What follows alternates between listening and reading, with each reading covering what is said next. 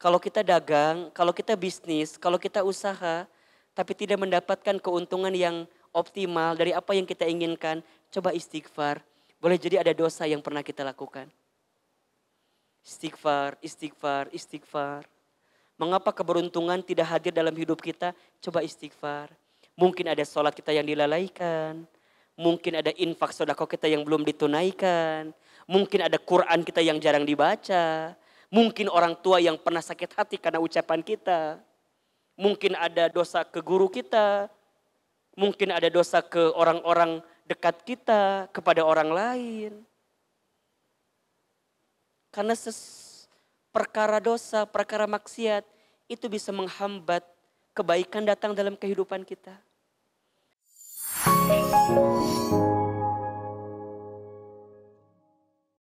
Punten, sore ini ada yang sedang gelisah urusan rezeki?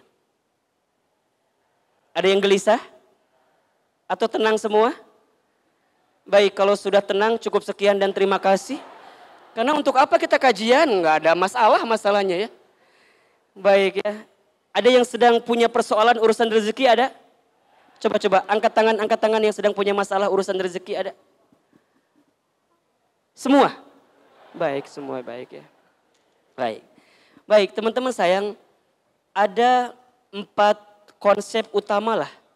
Atau ada 4 prinsip utama yang harus kita pahami tentang rezeki dalam kehidupan. Pertama, rezeki itu sudah dijamin oleh Allah. Pertama, rezeki itu sudah dijamin oleh Allah. Selama kita hidup, selama itulah Allah jamin rezeki kita. Quran surat Hud ayat 6. Coba dibuka. Quran surat Hud ayat 6. Surat ke-11 ayat 6.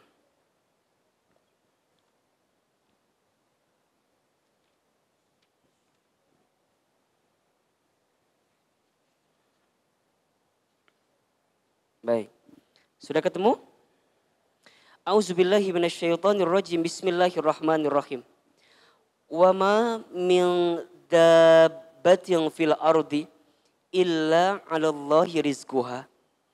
Dan tidak satupun makhluk yang bergerak atau yang bernyawa. Bahkan disebutkan dalam terjemahan yang lain, makhluk yang melata. Jadi dikategorikan subjeknya makhluk yang melata begitu. Dan tidak ada makhluk yang bergerak, yang bernyawa, bahkan dia melata, fil ardi, dia hidup di muka bumi, illa kecuali 'alallahi rizquha, dijamin Allah rezekinya. Wa ya'lamu mustaqarraha wa mustauda'aha, dan dialah Allah yang maha mengetahui tempat kediamannya dan tempat penyimpanan rizki itu. Kullun fi kitabim mubin, semua sudah tertulis dalam kitab yang nyata, Lauhul Mahfuz. Perhatikan ayatnya. Selama kita hidup, selama itulah Allah sudah menjamin rezeki kita. Yakin atau tidak? Yakin atau tidak? Percaya atau tidak? Ya.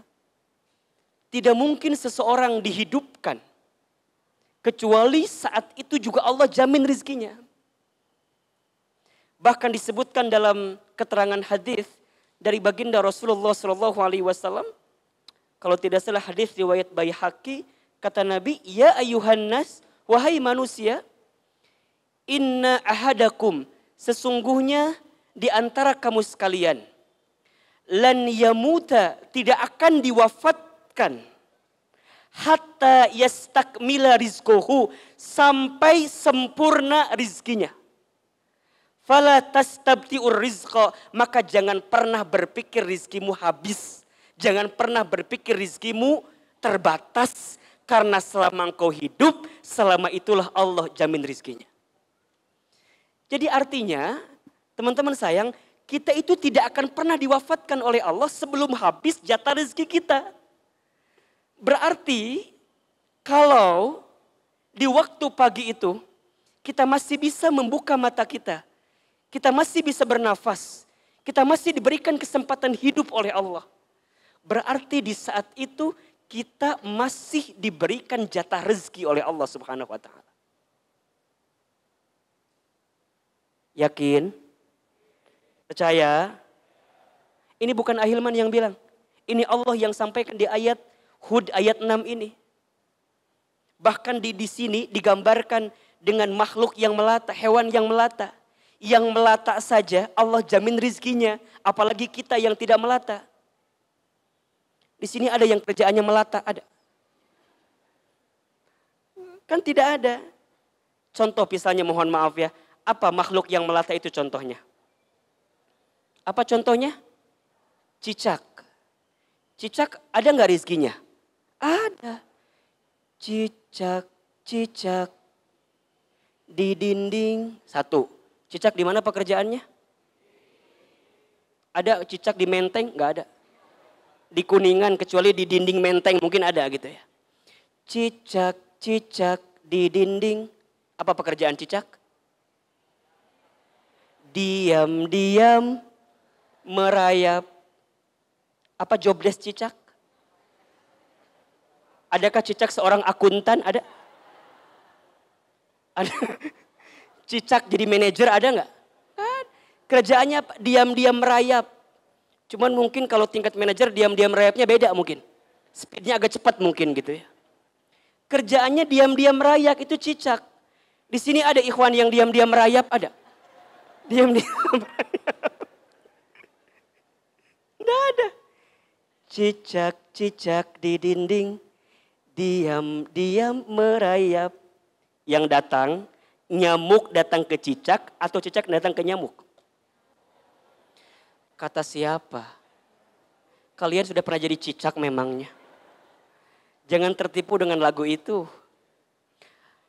Di dalam lagu itu dua-duanya saling saling mengejar gitu.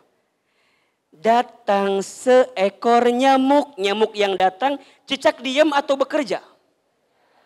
Cicak ikhtiar atau enggak? Apa ikhtiar cicak? Tak eta. Cicak tuh berikhtiar, ikhtiarnya hap. Hap.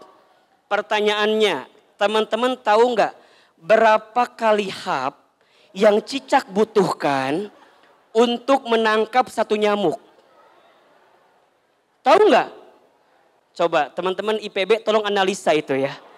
Berapa kali hap, jadi cicak butuh berapa kali hap untuk memakan satu nyamuk. Nanti malam ronda semua ya. Menghitung hapnya cicak ya. Sependek bacaan Ahilman, katanya cicak itu butuh berkali-kali hap untuk bisa dapat satu nyamuk. Jadi langsung hap, langsung itu. Katanya butuh lah, belum dianalisa memang ya. Cuman butuh beberapa kali hap. Maknanya apa? Maknanya rezeki sudah dijamin oleh Allah gitu kan. Sudah dijamin. Tetapi di saat yang bersamaan masuk konsep yang kedua. Prinsip yang kedua apa? Rezeki harus dijemput. Jadi yang pertama tadi apa? Rezeki sudah dijamin. Yang kedua, rezeki harus dijemput. Walaupun rizki sudah dijamin, walaupun rizki sudah ada, tapi bukan berarti kita diam-diam saja, enggak. Kita harus berikhtiar. Cicak wae gawe, maknya mana cicing. Cicak wae gawe, cicak aja bekerja, cicak aja nggak diam. Malah diam-diamnya kumaha merayap. Orang malah lain cicing-cicing ngahulang ngacai we. Ngagubrak coba. Rizki itu harus dijemput, harus diikhtiarkan, harus diusahakan, gitu. Karena bekerja itu, berusaha itu adalah perintah Allah kepada kita. Sekaligus ini menentukan bahwa rizki tidak tergantung pekerjaan kita. Karena pekerjaan itu adalah bukti kewajiban kita atas perintah Allah. Surat Al-Mulk ayat 15, coba dibuka. Surat apa? Al-Mulk ayat 15. Ya. Al-Mulk surat keberapa? Berapa? 67 ya. Surat ke-67. Perhatikan. Bismillahirrahmanirrahim. Ayat 15 ya teman-teman ya. Huwallazi ja'ala lakumul arda zalulan famshu fi manakibiha wa kulu mir rizqih wa ilaihin nusyur. Dialah Allah yang menjadikan bagi kamu sekalian bumi zalulan, yang mudah, yang luas, yang bisa kamu tempuh. Apa perintah Allah? Famshu fi manakibiha, dan berjalanlah dan bekerjalah dan berikhtiarlah dan berusahalah di setiap penjurunya. Wa kulu mir rizki, dan makanlah apa yang Allah rizkikan kepada kamu sekalian. Ada nggak perintah bekerja di situ? Ada perintah ikhtiar, ada? Ada perintah usaha, ada? Jadi kalau kita tidak berikhtiar, berarti sama dengan kita tidak menunaikan kewajiban Allah kepada kita. Dan ikhtiar kita itulah perintah Allah kepada kita. Jadi kewajiban bagi kita. Dan kemudian nanti rizki itu yang sudah dijamin.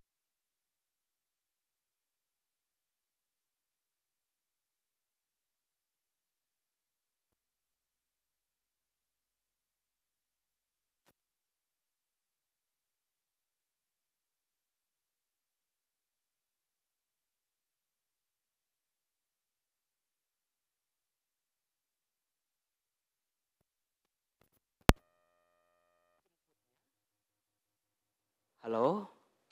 Kuduna kabubulak, orang kaci awi itu nyambung. Nyambung tuh. Kabubulak itu naik angkot naon seberapa? 0 seberapa?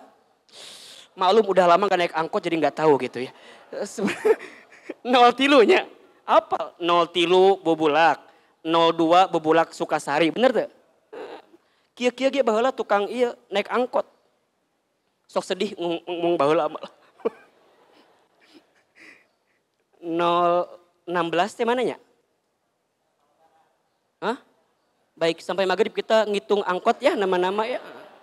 Sian, asa terpenting cenah ngitung angkot. 32 angkot ke Cibinong.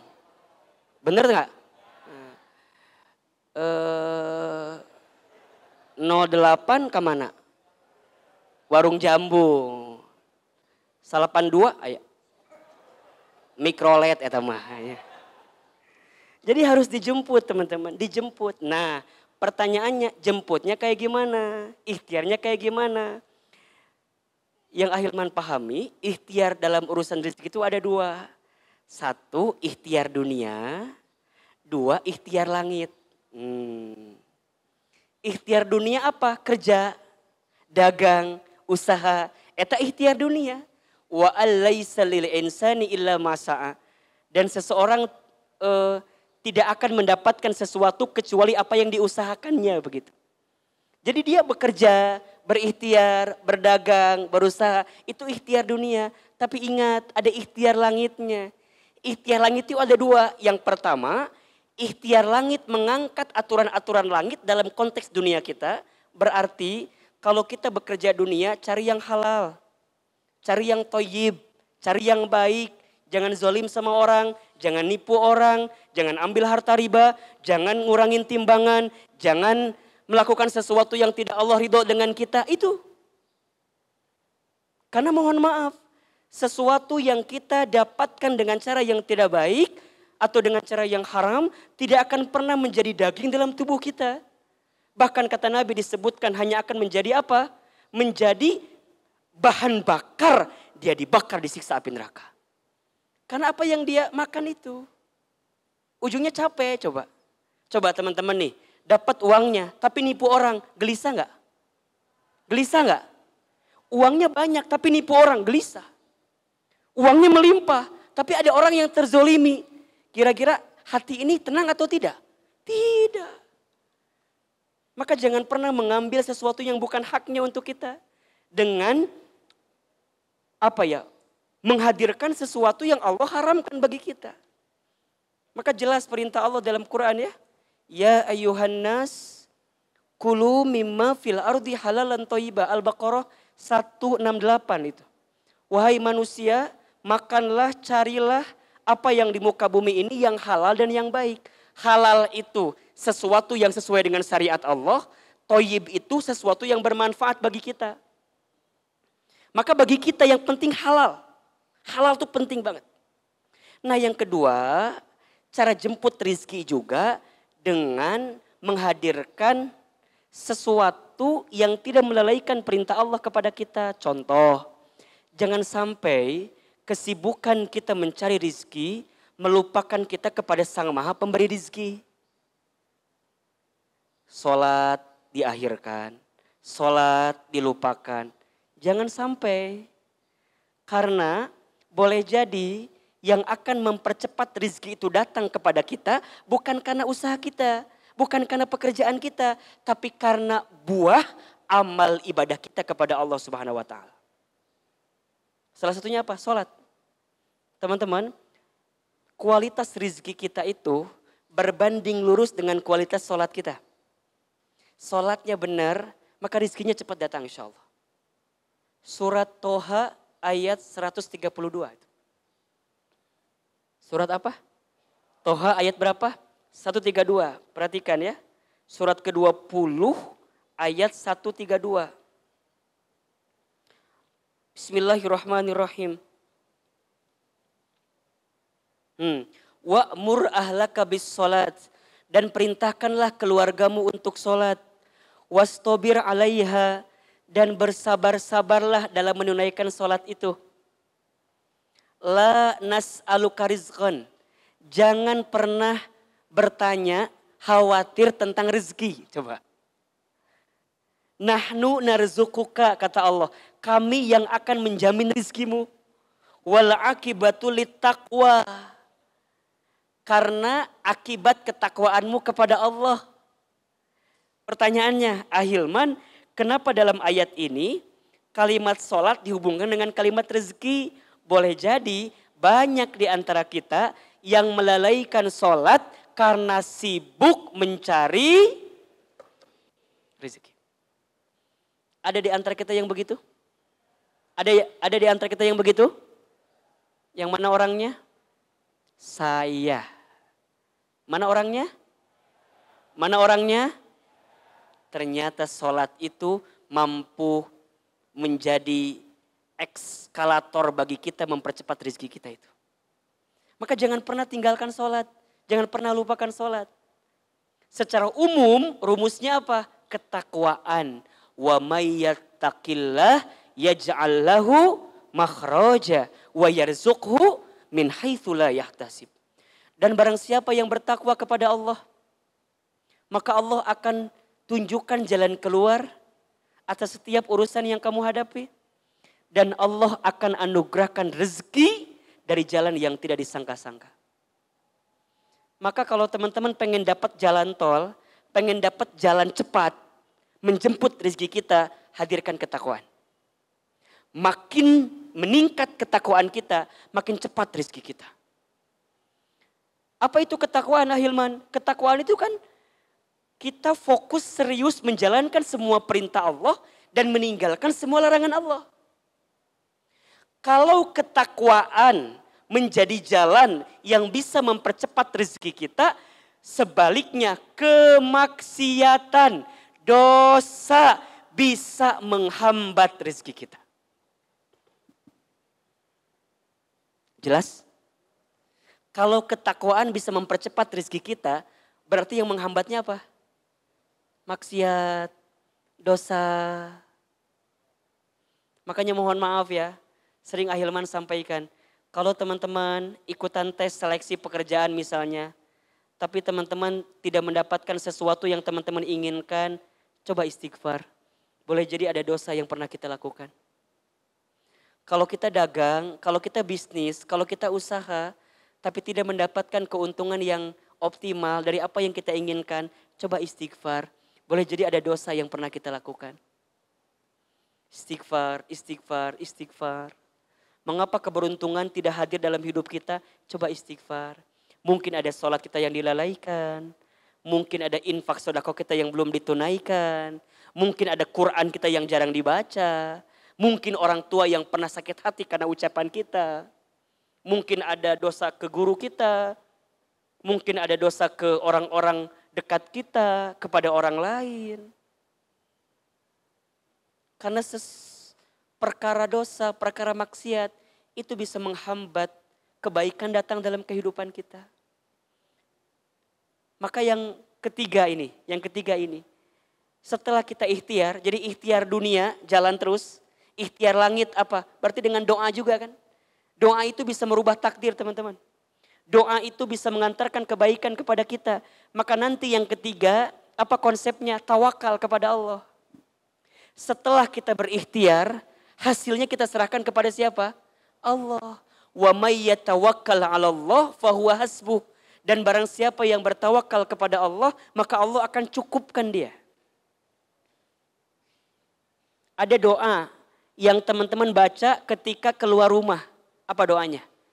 Bismillahi tawakkaltu 'ala Allah la haula wala quwata illa. Doa itu. Jadi gimana Ahilman saat kita keluar rumah? Bismillahi tawakkaltu 'ala Allah ya Allah. Hamba bertawakal kepadamu ya Allah. La haula wala quwata illa billahil aliyyil azim ya Allah. Tidak ada daya upaya, tidak ada punya kekuatan kecuali Engkau ya Allah. Jadi saat kita keluar rumah, kita menjalankan perintah Allah, menjalankan kewajiban Allah. Pekerjaan kita jadi amal ibadah, pekerjaan kita jadi amal soleh, pekerjaan kita jadi amal yang bisa membawa kita dalam kebaikan. Hasilnya kita serahkan kepada Allah.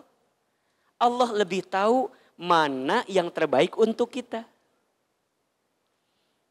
Jangan pernah mengambil hak prerogatifnya Allah untuk menentukan rezeki bagi kita. Karena yang mengatur rezeki kita siapa? Allah. Yang memberi rezeki kepada kita siapa? Allah. Yang berkuasa tentang rezeki kita siapa? Allah. Allah Ar-Razzaq. Allah yang maha pemberi rezeki. Tugas kita apa? Ikhtiar. Nahnu bitakhir, wallahu bitakdir. Kita ikhtiar, Allah yang menentukan, tawakal. Barang siapa yang bertawakal kepada Allah dengan tawakal yang sesungguh-sungguhnya, maka dia akan mendapatkan rizki seperti rizkinya seekor burung. Burung itu keluar di pagi hari dalam keadaan perutnya kosong dan pulang sore hari dalam keadaan perutnya kenyang. Burung ada yang pernah lembur enggak? Ada enggak? Katanya sore udah pulang gitu ya. Dan itu cukup bukan hanya untuk dia, tapi untuk anak-anaknya, untuk keluarganya dibawa. Kenapa? Tawakal ke Allah. Allah jamin rezeki kita. Berarti mohon maaf yang sempit apa? Yang sempit bukan rezeki kita, yang sempit hati kita. Yang rumit bukan rezeki kita, yang rumit pikiran kita. Hidup kita itu mudah, yang sulit pikiran kita. Hidup kita ini lapang, yang sempit hati kita. Hidup kita ini murah, yang mahal gengsi kita. Betul apa betul? Catat status hari Senin biasanya itu ya. Jadi yang rumit, yang sempit, yang sulit itu bukan rezeki kita, tapi kitanya sendiri. Boleh jadi kita nggak bertawakal kepada Allah atas semua yang Allah berikan kepada kita. Maka ingat teman-teman, ada tawakal qoblal ikhtiar, tawakal sebelum ikhtiar. Ada tawakal inda ikhtiar, tawakal ketika ikhtiar. Ada tawakal ba'da ikhtiar, tawakal setelah ikhtiar. Kumaha maksudnya Hilman? Tawakal sebelum ikhtiar, sebelum kemana-mana, libatkan Allah di dalamnya, doa. Ayo teman-teman, sepertiga malam bangun, ambil air wudhu, dirikan sholat tahajud. Munajat di depan Allah. Kalau bisa menangis, menangis. Ya Rob, hamba sulit hidup ini ya Rob. Hamba belum punya pekerjaan ya Rob. Hamba belum punya bisnis ya Rob. Atau apapun yang teman-teman gelisahkan. Ayo curhat kepada Allah di malam itu. Barang siapa yang bangun di sepertiga malam. Kemudian dia mendirikan sholat tahajud. Siapapun yang banyak dosa. Kemudian dia minta ampun. Allah ampuni dosanya. Siapapun yang sedang punya masalah. Dia minta kepada Allah. Maka Allah tunjukkan jalan keluarnya. Siapapun yang sedang sulit. Maka Allah mudahkan. Siapapun yang sedang lemah. Maka Allah kuatkan. Ayo bangun. Wa minal laili fatahajjat bihi nafilatan laka asa ayyab'asaka rabbuka maqamam mahmuda. Dan di waktu malammu, bangunlah di sepertiga malam, dirikan sholat tahajud, maka niscaya Allah akan angkat dirimu ke tempat yang paling mulia, maqamam mahmuda. Tahajud, kemuliaan seorang hamba. Makin ketol tahajud, makin mulia dia. Dihormati, bicaranya dilihat, semua yang dilakukannya dituruti. Kenapa? Karena harismanya, pemberiannya, langsung Allah yang memberikan. Teman-teman ingin diangkat derajat hidupnya? Simple, tahajud. Sholat malam, sholat malam. Setelah itu, ayo bangun, perbanyak istighfar. Banyak istighfar terus. Istighfar sampai ketemu waktu subuh. Kemudian dirikan sholat 2 rakaat sunnah sebelum fajar, sebelum subuh. Barang siapa yang sholat 2 rakaat sebelum subuh, maka dia mendapatkan pahala seperti mendapatkan apa? Dunia beserta isinya. Allahu Akbar. Ustadz, kalau subuhnya apa? Kalau 2 rakaat sebelum subuhnya saja dunia beserta isinya, maka sholat subuh berjamaah dunia beserta isinya, akhirat beserta isinya. Berangkat ke masjid. Setelah itu, kalau masih ada waktu jangan keluar dulu dari masjid sebelum waktu syuruk. Barang siapa yang menunaikan sholat subuh berjamaah di masjid, kemudian dia duduk berzikir di tempat itu. Sampai datangnya waktu syuruk, kemudian dia sholat 2 rakaat setelah itu, maka dia mendapatkan pahala seperti haji dan umroh. Taman, taman, taman. Sempurna, sempurna, sempurna. Coba. Mau haji tiap hari enggak? Halo? Mau haji tiap hari? Mau umroh tiap hari? Ada pahalanya, sama seperti itu. Dengan cara apa? Sholat subuh berjamaah ke masjid, tidak keluar sampai waktu syuruk, mendapatkan pahala seperti haji umroh sempurna. Setelah itu apalagi ya Hilman? Ayo bismillah keluar rumah. Bangun lebih pagi. Ima sarewe terus. Hudang atuh. Kumaha sih? Gawe hente. Sare wae. Terus bikin status akan indah pada waktunya. Ari maneh saha? Mendingan akan indah pada waktunya. Kumaha eta? Teman-teman akhwat, doa sama Allah ya. Jangan dipertemukan dengan laki-laki yang bangunnya kesiangan, jangan. Dan kelihatan dari wajahnya kebluk mana kelihatan ya. Ayo bangun, bismillah teman-teman sayang. Bangun, bangun. Ya, bangun. Insya Allah Allah akan berikan kebaikan kepada kita. Kemudian bekerja. Setelah itu duha. Di sela-sela pagi duha. Ayo duha. 2 rakaat, 4 rakaat, 6 rakaat, 8 rakaat, 12 rakaat. Silakan duha. Allahumma in kana rizki fil ardi fa'arijhu. Wa in kana fis sama'i fa'anzilhu. Wa in kana haraman fatohirhu. Wa in kana ba'idan faqaribhu. Wa in kana mu'assiran fayasirhu. Wa in kana qalilan fakasirhu. Ya Rob. Jika rizkiku masih di langit, turunkanlah. Jika masih di bumi, keluarkanlah. Jika masih jauh, dekatkanlah. Jika masih susah, mudahkanlah. Jika sedikit, perbanyaklah. Kan gitu. Ayo minta, minta, minta, minta terus. Ketemu nanti zuhur. Ingat ya, ketemu sholat zuhur. Ingat teman-teman, hidup ini hanyalah perputaran antara waktu sholat dan waktu sholat. Kalau sudah tidak bisa sholat, berarti sudah saatnya apa? Disolatkan. Jangan sampai ketika engkau menjemput rizki, engkau melupakan sang maha pemberi rizki. Maka yang keempat, konsep rizki itu apa? Rezeki itu bukan hanya harta dan materi saja. 1, rizki sudah dijamin. 2, rizki harus dijemput. 3, rizki harus ditawakal. Kita harus tawakal dengan rizki itu. Yang keempat, jangan membatasi rizki dengan harta dan materi saja. Karena rizki Allah itu luas dan banyak. Jelas? Jelas? Ahilman, apa itu rezeki? Rezeki itu kullun ma yuntafa'u bihi mimma abahahullah. Rezeki itu segala sesuatu yang bermanfaat dalam kehidupan kita yang Allah berikan kepada kita. Artinya apa? Semua yang bermanfaat dalam kehidupan kita, maka itu adalah rezeki. Mata bisa melihat, rezeki atau bukan? Telinga bisa mendengar, rezeki atau bukan? Lisan bisa bicara, rizki atau bukan? Jantung bisa berdetak, rizki atau bukan? Bisa bernafas, rizki atau bukan? Hari ini kita ketemu dengan ahilman, rizki atau bukan? Jangan membatasi rizki dengan hal yang sifatnya materi saja. Rizki Allah itu luas dan banyak. Ada yang diberikan rizki kesehatan, ada yang diberikan rizki keluarga yang menenangkan, ada yang diberikan rizki dengan tubuh yang menguatkan. Rizki itu luas dan banyak.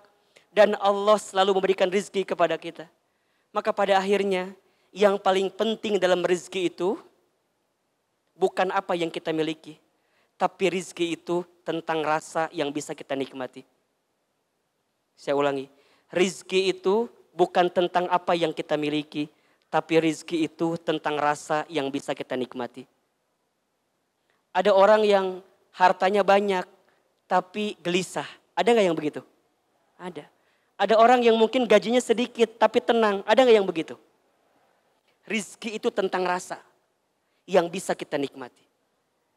Rizki itu bukan tentang seberapa banyak jumlahnya, tapi rizki itu tentang seberapa besar berkahnya. Kalau teman-teman mau makan, apa doanya? Allahumma barik lana fima rozaqtana waqina adzabannar. Kita minta kepada Allah apa? Bukan minta ya Allah perbanyak makanan saya. Bukan minta perenak makanan saya.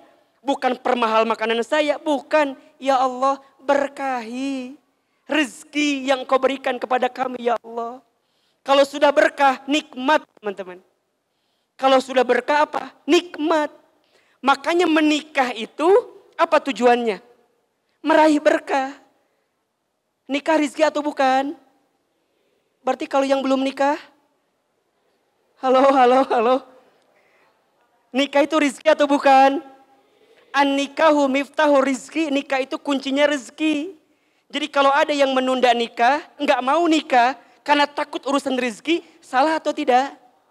Salah. Karena rezeki itu kuncinya menikah itu ada di rezekinya nanti. Kenapa? Karena berkah.